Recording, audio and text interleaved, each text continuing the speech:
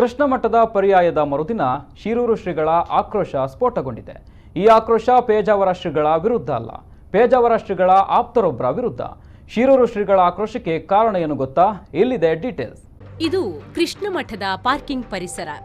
ಶುಕ್ರವಾರ ಮಧ್ಯಾಹ್ನ ಅಂಗಡಿಗಳ ತೆರವು ಕಾರ್ಯಾಚರಣೆ ನಡೆಯಿತು. ಇದನ್ನು ಮಾಡಿದವರು ಕಂದಾಯ ಅಧಿಕಾರಿಗಳು ಅಲ್ಲ, ಬದಲಾಗಿ ಶಿರೂರು ಶ್ರೀಗಳು.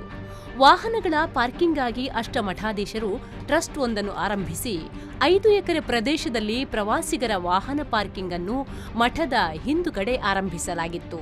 ಪರ್ಯಾಯ ನಡೆಸುವ ಸ್ವಾಮೀಜಿಗೆ ಇದರ ನಿರ್ವಹಣೆ ಮತ್ತು ಪಾರ್ಕಿಂಗ್ನ ವಸೂಲಿಯು ಹೊಣೆಯಾಗಿತ್ತು. ಕಳೆದ ಬಾರಿ ಪೇಜಾವರ ಶ್ರೀಗಳ ಪರ್ಯಾಯ ಆಗಿದ್ದರಿಂದ ಪೇಜಾವರ ಶ್ರೀಗಳು ಮಠದ ಪಾರ್ಕಿಂಗ್ ಹಾಗೂ ಅಂಗಡಿಗಳ ಬಾಡಿಗೆ ವಸೂಲಿಗೆ ಆಪ್ತರನ್ನು ನೇಮಿಸಿದ್ದರು.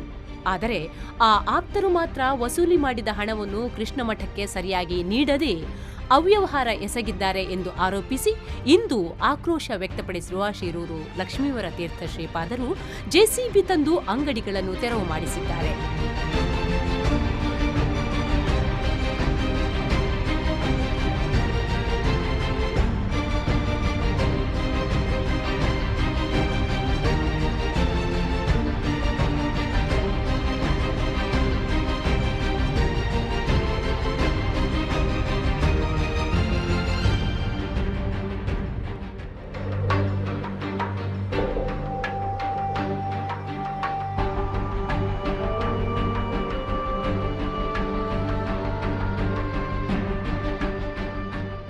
ಅಂದಹಾಗೆ 5 ಎಕರೆ ಪ್ರದೇಶದಲ್ಲಿ 2.50 ಎಕರೆ ಜಾಗವನ್ನು ಶಿರೂರು ಶ್ರೀಗಳೇ ನೀಡಿದ್ದಾರೆ.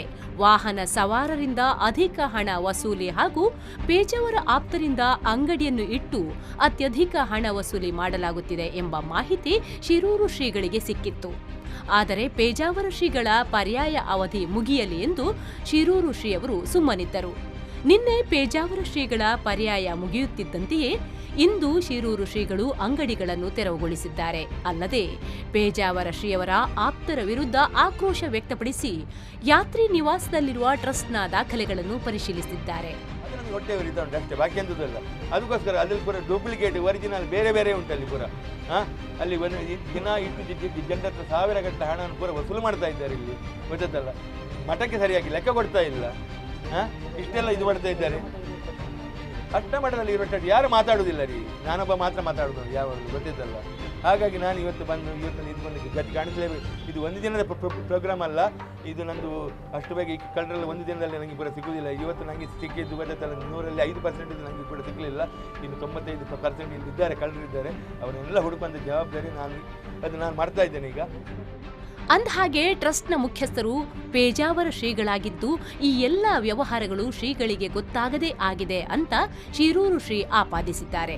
ಅಲ್ಲದೆ ತಾನು ಈ ಮೊದಲೇ ಧ್ವನಿ ಎತ್ತುತ್ತಿದ್ದರೆ ಪೇಜಾವರ ಶ್ರೀಗಳು ಬೇಸರ ವ್ಯಕ್ತಪಡಿಸುತ್ತಿದ್ದರು ಎಂಬ ಕಾರಣಕ್ಕಾಗಿ ಈಗ ಈ ರೀತಿ ಮಾಡಿದ್ದೇನೆ, ಮುಂದೆ ಆದರೂ ಪಾರ್ಕಿಂಗ್ ಹಣ ಮಠಕ್ಕೆ ಸಲ್ಲುವಂತಾಗಬೇಕು ಎಂದು ಶಿರೂರು ಶ್ರೀ ಆಗ್ರಹಿಸಿದ್ದಾರೆ. ಪಲ್ಲವಿ ಸಂತೋಷ್, ವಿಫೋರ್ ನ್ಯೂಸ್ 24/7 ಉಡುಪಿ.